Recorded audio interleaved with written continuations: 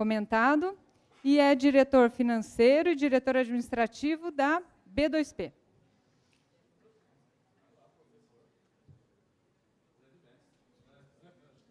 Muito obrigado, muito obrigado.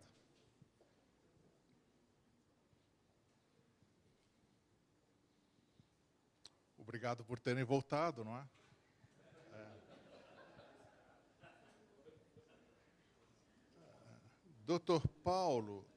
Dr. Paulo mostra a importância da gestão através de indicadores. O gestor sem indicador, ele não vai a lugar nenhum. Se nós quisermos resultados, nós precisaremos ter nortes, bússolas, relógios, indicadores. Este eu acho que é um grito importante também feito pelo Dr. Paulo. Dr. Marino, depois, na sua exposição, coloca dados importantes demais para nós, eventualmente, refletirmos esta medida provisória. O risco jurídico que nós estamos vivendo vai ser aprovado, não vai ser aprovado, o que vai acontecer?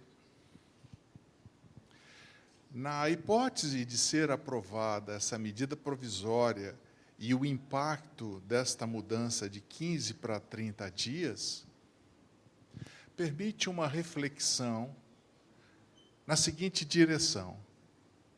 É uma lei, todas as empresas estarão obrigadas a seguir, portanto, todas as empresas igualmente serão afetadas em termos de custo. É uma absoluta verdade.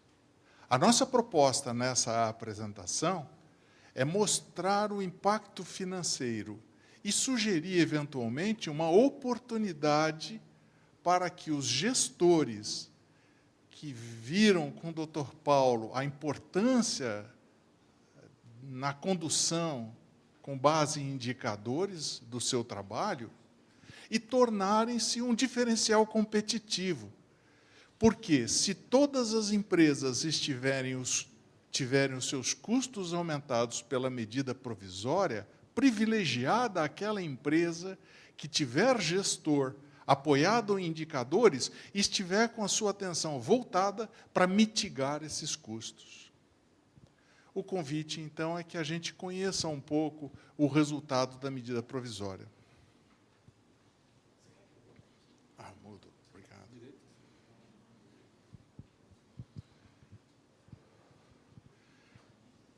Nós vamos falar sobre o aspecto financeiro e tento ligar também o aspecto jurídico da exposição do Dr. Marino e do Dr. Paulo com absenteísmo.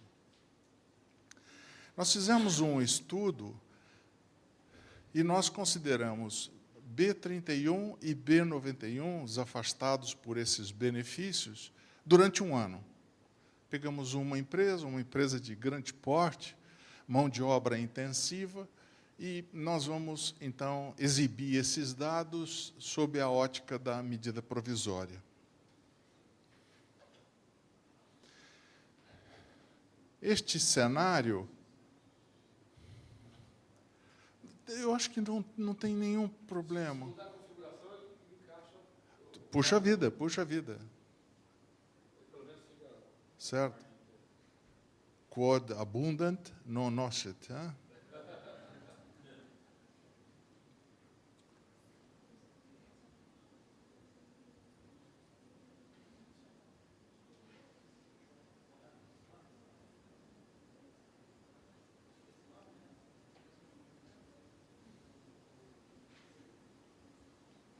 Que gentil, perfeito. Oh, puxa vida.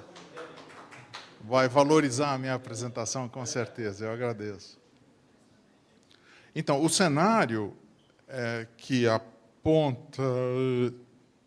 O cenário aponta, então, nós fizemos os dois tipos de benefício dessa circunstância, pegamos uma empresa de grande porte, porque os números passam a significar mais. A minha empresa não tem esse porte, é muito menor. Ok, façamos a proporção na medida que o impacto, salvo as, vamos dizer, particularidades, peculiaridades da organização, o impacto é assemelhado na proporção de cada uma das organizações. Tivemos, então, tantos Bs 31 e B91 nesse espaço, e dias perdidos aqui estão, mostrando que B31 afasta, em média, 103 dias, que são perdidos pela ocorrência desse benefício, e o B91 com 122 dias, e é razoável supor que o B91 tenha um afastamento maior do que o B31, por conta de estar caracterizado aí algo que teria sido provocado pela organização.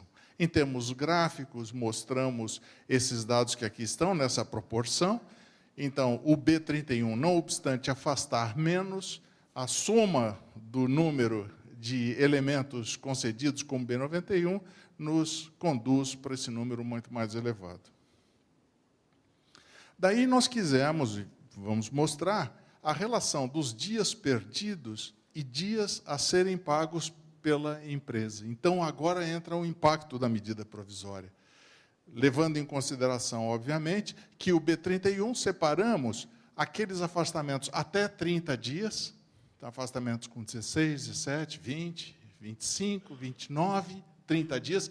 Esses afastamentos estão no primeiro grupo, tanto para B31, afastamentos com duração até 30 dias, e B91, afastamentos com duração até 30 dias. Vamos notar que, nas ocorrências, aquelas mesmas ocorrências mostradas no slide anterior, de 908 casos e 621 casos, dos 1.429, esses dias perdidos todos estão aqui explodidos. Os 20 casos afastaram 234. 234 dias são os dias em adição aos 15 que hoje nós já temos. Portanto, nós estamos falando do efeito da medida provisória. Tanto quanto os 9.938 dias são dias em adição aos 30.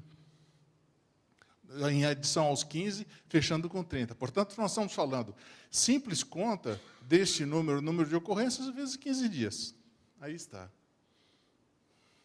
Isso nos conduz, então, para os dias a serem pagos pela empresa. Os dias a serem pagos pela empresa são os mesmos 234 dias, e no afastamento maior do que 15 dias, nós temos os 13.320, que são os dias responsáveis do 16º até o 30º. Portanto, a empresa, com a medida provisória, estará se responsabilizando por mais 21.331 dias nessa circunstância. Em termos gráficos, esta proporção, e que colocamos aqui em vermelho, a situação do peso que a empresa precisará agora suportar em termos do histórico do afastamento ocorrido por um ano. Vamos agora buscar o custo efetivo, quanto em reais isto causou. Nós não temos, pela Previdência Social, o custo que a Previdência, vamos dizer, gasta com os afastados B31. Então, não estão aqui neste rol. Mas nós temos do B91. O B91, nós acompanhamos os afastados, e esses B91, cada um deles e a soma deles, nos custou, a Previdência Social gastou R$ 769 mil com a presença dessas pessoas. Comparando o valor agora a ser pago pela empresa, aqueles afastados com duração até 30 dias, pelo valor salário mês, dividido pelo número de dias, por dia, multiplicado pelo número de dias de afastamento, nós estamos falando, neste caso, nessa experiência, de R$ 59 mil, ou 3 milhões para os afastamentos maiores do que 15 dias, tem a duração maior do que 30 dias, mas nós estamos falando do delta de 15 para 30 dias. Esse delta custa R$ 3.400.000. Para B31, para B91, o mesmo comportamento, indicando esse custo de 5 milhões. 5 milhões e 400 mil reais. É isso que vai custar a medida provisória nessa empresa. Um custo que está escondido. Finanças, daqui a pouco, vai começar a cobrar recursos humanos. O que é que recursos humanos, o que é que o SESMIT, o que é que a medicina do trabalho está fazendo para recuperar esse dinheiro? É preciso que nós voltemos à palestra do Dr. Paulo para dizer o absenteísmo, o cuidado dos atestados médicos é absolutamente fundamental. E nós temos dois caminhos. Aguardamos ser chamados pelo pessoal de recursos humanos, finanças, para dizer o que nós estamos fazendo, ou nos anteciparmos. Porque esse encontro é inevitável. Em termos gráficos, nós estamos falando, então, de tanto o B31 com 3 milhões, ou 2 milhões no B91. Portanto, nós estamos falando numa oportunidade que é este delta. Este delta foi neutralizado pelos Bs 91, que no espaço de tempo de 15 dias, eles não mais entraram para a Previdência. Foram reduzidos do FAP. Há uma discussão importante de alguns profissionais que estão dizendo essa medida é boa, porque eu vou reduzir o número de Bs 91 que vão entrar na fórmula do FAP. Esta medida, esse pensamento, ele é enganoso, porque o número de profissionais, o número de pessoas que deixam de ir à Previdência Social nesse intervalo de 16 dias para 30 dias, que seriam elegíveis a um benefício B91, eles não são representativos para fazer o offset desse custo. E aqui está demonstrado. No nosso caso, nós vamos ter uma economia de 66 mil reais no FAP. 66 mil reais no FAP contra 5 milhões e 400.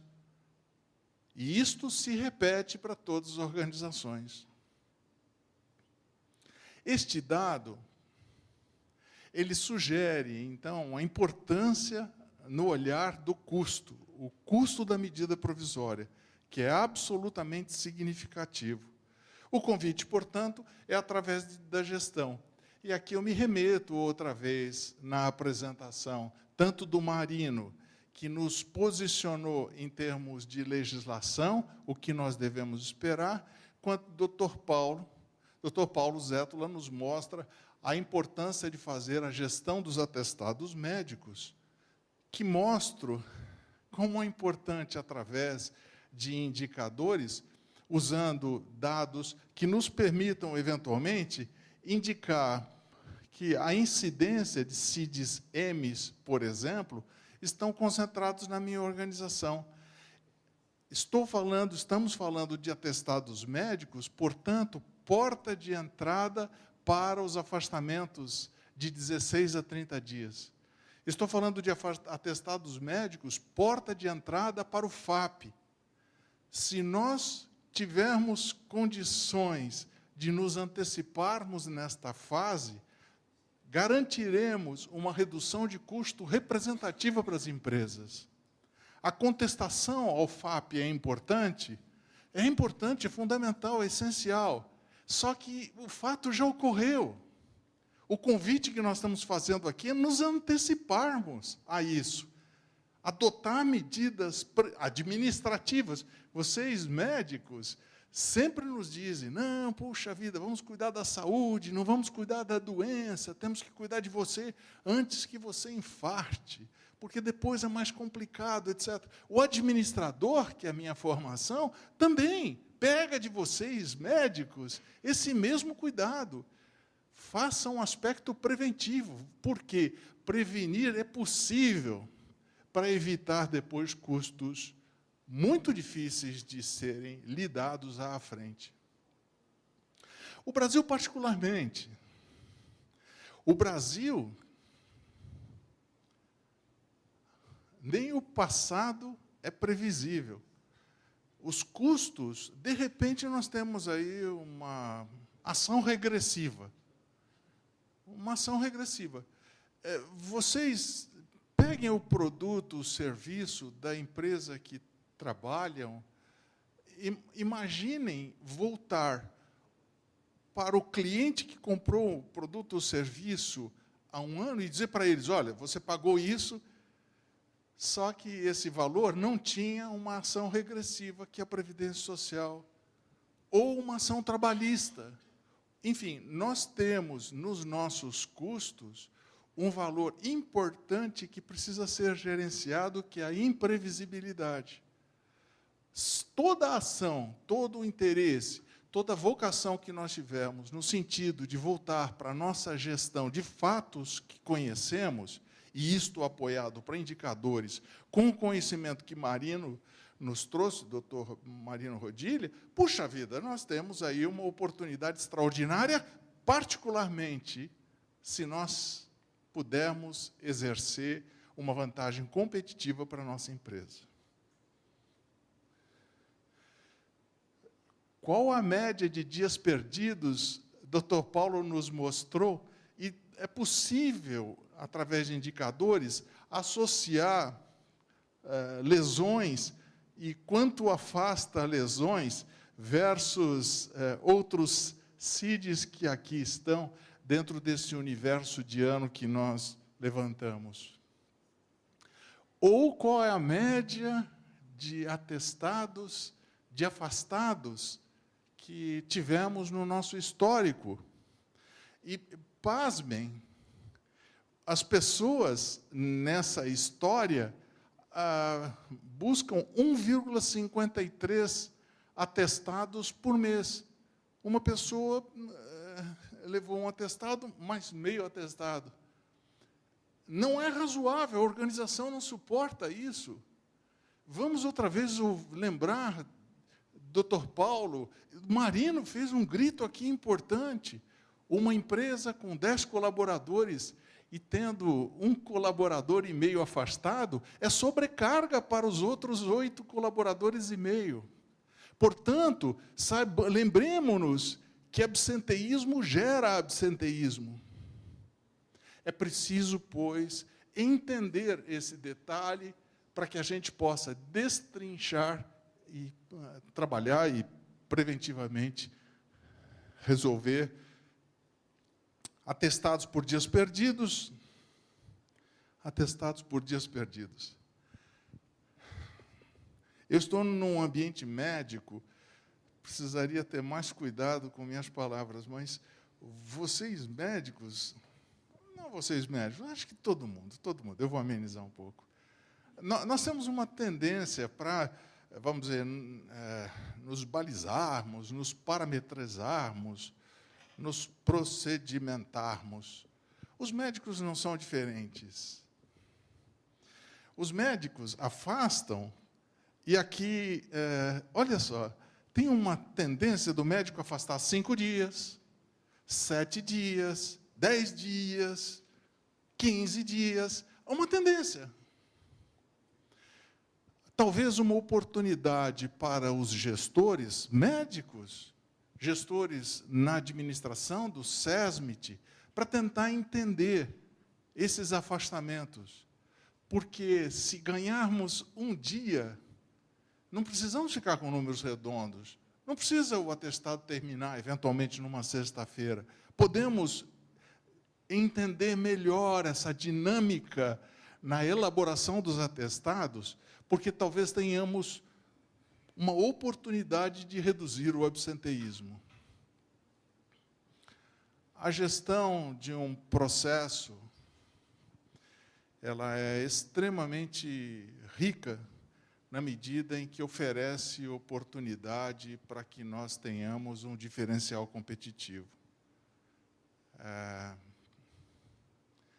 Queria trazer essa exposição, essa matéria, que tem um foco absolutamente financeiro, e um convite para que cada um de nós dados os bisturis aqui colocados, possam fazer, dentro da sua especialidade, uma cirurgia com a melhor qualidade possível, a maior competência possível.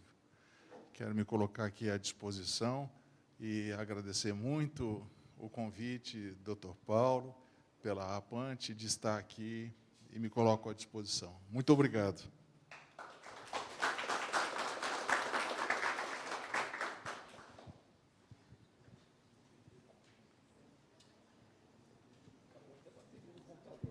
Agora convidamos o Dr. Paulo, Marino e o Oswaldo Merbá para compor a mesa, e aí poderemos encaminhar as perguntas.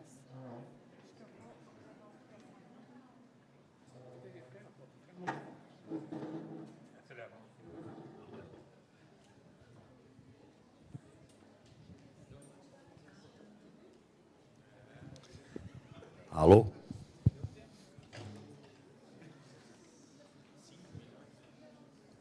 Mais uma vez, bom dia. Queria parabenizar a mesa, que é redonda, mas é quadrada.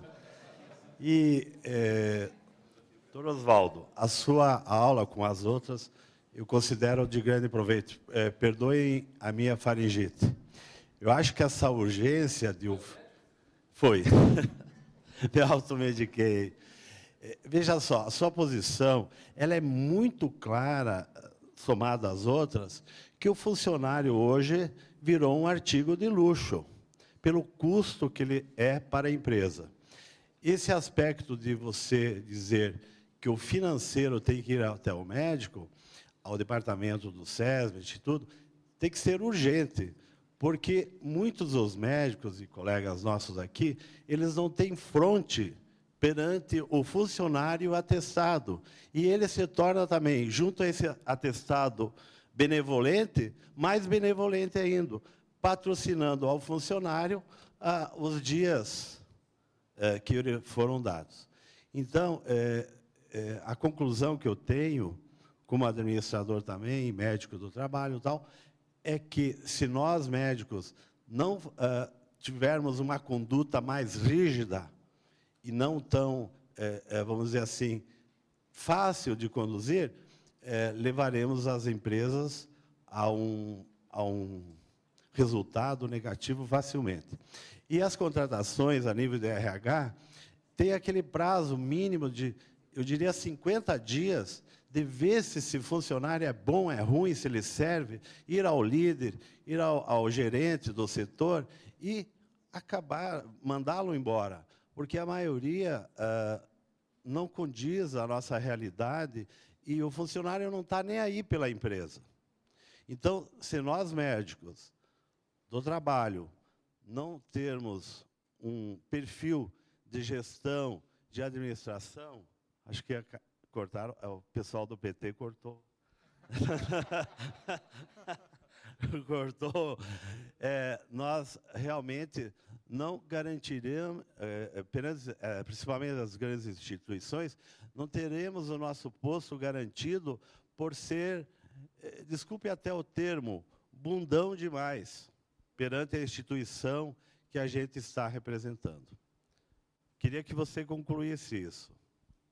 A sua intervenção é mais do que oportuna.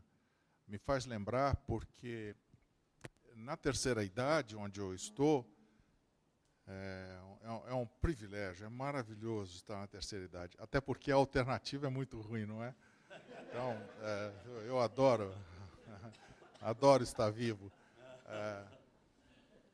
Mas uma outra vantagem da terceira idade é que a gente não estuda, não precisa estudar como vocês jovens. Nós lembramos, né? Aqueles que ainda podem lembrar. Nossa. Mas, enfim, sai Alzheimer.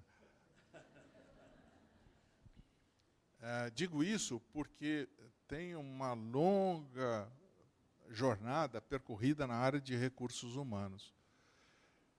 Como os colegas, fomos colegas, trabalhamos na mesma empresa, inclusive.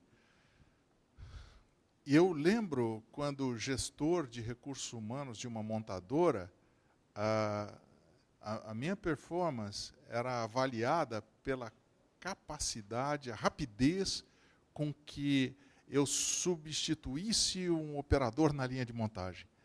E vinha o gerente da área e falava assim, fulano de tal não está claudicando, não está bom, não sei o quê, tal, substitui. E eu saía, feito um foguete, encontrava um operário rígido, forte, não sei o quê, tal, substituía, aquele manquitola saía, você batiam nas costas, fazia, puxa vida, bom trabalho, bom trabalho.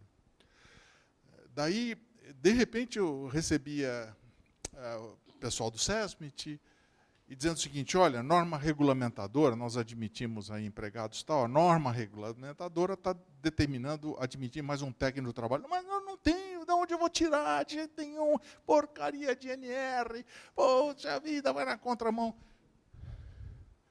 O olhar, no meu tempo, era um olhar burocrático para uma medida, uma norma regulamentadora, e uma gestão de que empregados afastados, jogar para a caixa, era uma medida saneadora importante. Hoje, o processo está absolutamente invertido. E talvez eu atue nessa área até para... eu tenho um chicote em casa, eu fico batendo, sei quanta besteira eu fiz, quanta besteira eu fiz. Hoje, a oportunidade do SESMIT, incrível, a primeira vez nessa história mais recente que o SESMIT pode ser um provedor de recurso, de orçamento, de budget para recursos humanos. Diferentemente de tempos idos, em que era uma área de custo, hoje representa o SESMIT uma área de resultado. É preciso que as empresas olhem o profissional médico do trabalho com um extraordinário processo de alavancagem para as finanças da organização. É preciso dar ao médico instrumento para que ele atue de forma ética, precisa, em todos os processos, desde a admissão até, se possível for, no board committee, no sentido de decidir quando é que a empresa vai admitir para que ele possa instrumentalizar a organização de recursos humanos, como deve fazer o processo de contratação, admissão, contratação, acompanhamento, porque é muito custoso se não fizer isso. É extremamente pernicioso deixar de ter o benefício do profissional médico nessa visão, nessa leitura. Vocês estão no helicóptero, conseguem enxergar a organização como nenhum outro profissional. E enxergando a organização podem trazer resultados excepcionais para a dinâmica da empresa e para a redução de impostos, o FAP, por exemplo. Não posso concordar mais com a sua observação. Eu até queria completar um pouquinho isso que o Merbach fala, né? Quando nós estamos falando de um profissional que está dentro da empresa, o médico do trabalho, o responsável direto, a empresa tem essa necessidade por questões da norma, regulamentadora, enfim, você tem uma característica de cenário, né? O profissional está dentro da empresa e faz a gestão dessas ações dentro da empresa. Nós também temos e sabemos que o mercado oferece empresas especializadas para esse tipo de serviço, para algumas empresas, ou que optam por não ter exatamente todo esse quadro de funcionamento e tudo mais. E como a gente já pode perceber, a tecnologia é um recurso que está à disposição de todo mundo, né?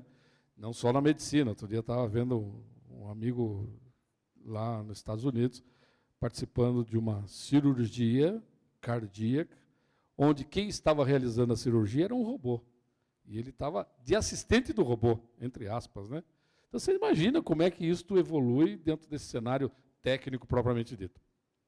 E quando a gente fala de algumas empresas instaladas dentro dessa área de saúde, SESMIT, né? Saúde, medicina do trabalho e tudo mais, o que elas, como oportunidade também de negócio, estão oferecendo para suas empresas clientes? Como é que elas estão se estruturando para não ficar só naquele conceito do faz o atestado de admissão, né, o ASO, faz o atestado o periódico, se for o caso, ou até mesmo só o demissional. Deve ter alguma coisa de gestão que pode ser desenvolvida e tratada internamente para melhorar. Isto muda o patamar da área de saúde e medicina do trabalho? Bastante, porque nós vamos sair não só do conceito médico, propriamente dito, mas nós vamos auxiliar todo o sistema de gestão que uma empresa pode ter. Então, eu acho que isso que você comenta é extremamente importante nós colocarmos na nossa cabeça. Eu, se me permitirem, vou usar um exemplo paralelo desse cenário, né? Minha filha se formou em medicina veterinária. E aí ela se formou e ela falou, legal, pai, então é agora, vou montar lá uma coisa para mim, tal, papapá. Puxa, maravilha, lindo, maravilhoso, fantástico. Falei, ótimo, muito bem, né? O bom é saber, né, eu falei para ela, o bom é saber que você aprendeu a cuidar do teu bichinho lá, não é? Ele não fala, né? O que ele está sentindo, você vai ter que fazer algumas conclusões por aquilo que a faculdade te ensinou, não é? É verdade, pai. Então, e o bom é saber que o bichinho vai sozinho para a tua clínica. Isso é que é legal. Ele sai de casa, pega o caminho, entra lá e vai ser tratado por você. Opa, espera aí, isso não vai acontecer. Eu falei, a faculdade ensinou você a cuidar do dono do bichinho? Não. Então acho que você precisa aprender a cuidar do dono primeiro. O bichinho vem depois. Porque dependendo do tratamento que você der para esse dono, o bichinho nunca mais vai voltar, ainda que ele goste de você, né? Então, eu acho que esse é um cenário parecido como a gente olha para empresas dentro dessa característica. Mas não é só a empresa, é para nós como profissional mesmo, dentro desse cenário, né? Como é que eu enxergo em avanço, em necessidade, o que eu posso colocar aqui? Nós vamos esperar. Se a gente pegar aqui, não sei, 1.000 e tantos empregados, era a ação ali, né? Se a sua empresa tem 300 empregados, pega a proporção 5 milhões e 400 de 1.000 para 300 empregados. Você já vai saber qual é o tamanho do buraco. Isso é tão significativo para a tua empresa quanto 5 milhões por tamanho dessa empresa. Então, eu acho que essas são as reflexões que a gente precisa tirar dentro dessa perspectiva. Imagina assim. Tinha uma pergunta no fundo lá.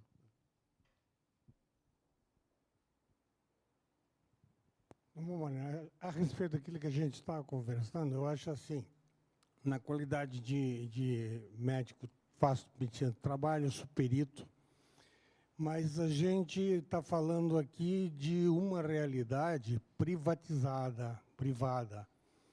Quer dizer, nós, na situação privada, não conseguimos aplicar o que o governo institui na prática. Ele coloca a medida provisória para que nós pratiquemos na empresa privada e, na realidade, o gestor público, ele rasga o atestado médico e um funcionário qualquer dos recursos humanos, dá 3 dias, manda para a perícia, manda trabalhar e ignora o que o profissional médico fez. Experimenta você fazer isso numa empresa privada. Não tem a mínima condição. Então, qual a possibilidade? Existe a possibilidade? Existe, só que eles não sofrem as punições que nós estamos sujeitos. Então, gostaria só de um comentário a respeito disso, porque seria ótimo se a gente pudesse aplicar na nossa empresa o mesmo conceito que eles aplicam na prefeitura, na previdência privada, na Paraná Previdência, o governo do Estado, professor, tudo é tratado tudo desse jeito. Posso responder? Seu nome? Rui? Macedo. Pois é, doutor Rui. O senhor tem razão. Eu acho que são duas realidades muito diferentes que nós vivemos aqui, né? Empresa privada, empresa pública, né? Lamentavelmente, as regulações são muito diferentes de tudo aquilo que a gente vê. Alguns critérios por conta da legislação, da tradição, enfim. Funcionário público tem estabilidade de emprego ao longo do tempo. Raríssimas condições é que, na verdade, tiram ele daquela posição, né?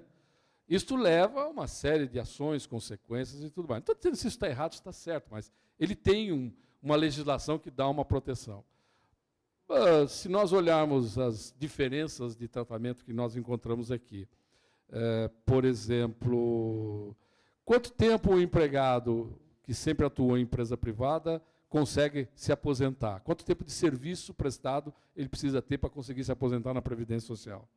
Estamos falando de homem, 30 anos no mínimo, né, 35, mulheres um pouco menos, aí tem o fator idade combinado e tal. Se nós olharmos os nossos políticos, quanto tempo ele precisa de mandato para se aposentar com salário integral, que é o último que ele tem? 2 mandatos consecutivos é suficiente, 8 anos. Com 8 anos, ele se aposenta pela Previdência Pública, né, com salário equivalente a 100% da remuneração dele. Então, lamentável, mas a gente vive essa diferença. Eu não sei se a gente consegue criar uma resposta efetiva. A sociedade como um todo vai mudando os cenários, enfim, a gente possa alterar um pouco essa característica, né? Mas não sei se tem muita saída para nós, não, infelizmente. Vamos tentar, dentro da nossa ação e responsabilidade, cuidar daquilo que nós podemos fazer, né? Infelizmente. E aqui não tem nada a ver com a ação pública que nós estamos vivendo hoje. Mas, infelizmente, até o nosso judiciário é complexo. Se nós olharmos que um processo, entre aspas, de investigação do chamado mensalão começou em 2005, nós já estamos em 2014 e não tem ainda julgamento dele. Como é que a gente vai viver tanto tempo nesse cenário? Então, acho que tem essas dificuldades, mas ela é inerente ao nosso país, infelizmente, né? Eu queria só fazer uma transição, porque eu vou passar o microfone para o Dr. Paulo. Há uma convicção minha de quanto mais essa sala estiver cheia, mais nós prestigiarmos a APANTE, mais força política a APANTE e a Associação Nacional de Medicina do Trabalho terá argumentos no sentido até de alterar a legislação. Acho que está um pouco aqui com a gente, o seu manifesto é da maior importância. A nossa limitação individual é absoluta, mas juntos seremos mais fortes, e a associação que nos representa na figura do Dr. Paulo, aqui no Paraná, e a Associação Nacional, pode ser eventualmente uma voz que se faça ouvir mais adiante. Dr. Paulo. Obrigado pela deixa, Merbá. Realmente, nós temos hoje, pelo que o trabalho que tem sido feito, o foco no setor público tem sido muito pequeno, né? E tem ficado marginalizado, digamos assim, de lado os aspectos do setor público. Primeiro que as dificuldades são grandes pela questão da ação dentro do setor público, né? Como o setor público, não existe o exame periódico mesmo, as normas que cabem às empresas não cabem ao setor público. Então, eu sei disso porque também sou do setor público, né? Sou professor lá da universidade, sou servidor público federal. Embora tenhamos lá uma estrutura lá dentro da universidade, e até por conta da área que trabalhamos, a questão da medicina do trabalho, valorizada, né? Então nós buscamos isso como professor, mas a gente percebe que de uma forma geral, nem exame periódico é feito, nem essas questões que cabem dos atestados, que chegam, passam por uma perícia, não são respeitados muitas vezes, como você bem colocou, Rui. Então, merece uma atenção, eu acho que merece nós estarmos preocupados, merece uma discussão e envolver a sociedade e a sociedade especializada, como o professor Merbá citou, questão da ANANT, da APANTE, nós nos mobilizarmos. Eu acho que é um tema bem-vindo e que merece toda a atenção. Mesmo a gente procurar subsídio jurídico para aplicar na empresa privada as mesmas formas que se aplicam ao setor público. Quer dizer, você como médico de uma empresa que vem com um atestado que você vê ali que não procede de 15, 20 dias, se você for limitar esse atestado, você está sujeito a penalizações e processo. Então, se a gente tentar buscar o mesmo tipo de recurso para nos fortalecer, usando o mesmo tipo de argumento, seria um caminho também viável. Eu acho que realmente a busca dessa... Eu acho que o principal fato é identificar o problema, trazer à tona e começar a se debruçar em cima dele. Enquanto não houver foco na solução, na discussão, não vamos avançar, né? Doutor Paulo, doutor Marino, Oswaldo, mais uma vez obrigado. Eu acho que tomo a palavra para encerrar essa segunda reunião científica, que foi excelente. Eu vejo, não sendo pessimista, mas estudioso e realista, um quadro sombrio pela frente. Veja só, Oswaldo, você me fala da ANANT. Você acredita que a CUT já está lá dentro? Então, o que eu observei no último congresso nosso, até conversamos, é que eles estão tentando impor, e talvez consigam, tudo a favor dos funcionários. As leis do trabalho já foram para os trabalhadores como a penal para o preso. Então, enquanto não houver uma verdadeira revolução do tempo,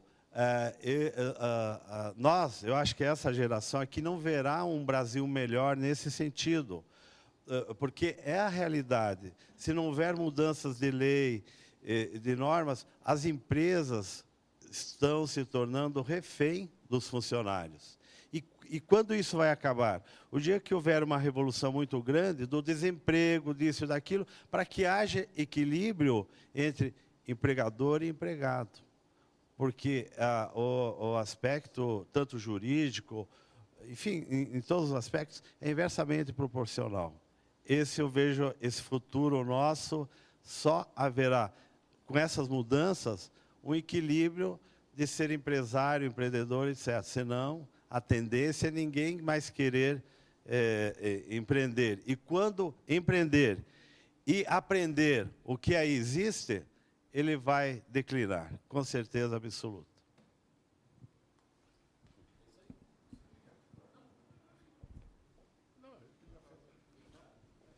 Mais alguma pergunta? Então, agora eu peço ao Dr. Paulo que entregue o certificado para o... Só fazer uma última conclusão antes só respondendo de uma forma geral, e a belíssima explanação que os dois fizeram aqui agora, né, a declaração que os dois fizeram agora, em referência ao profissional de saúde.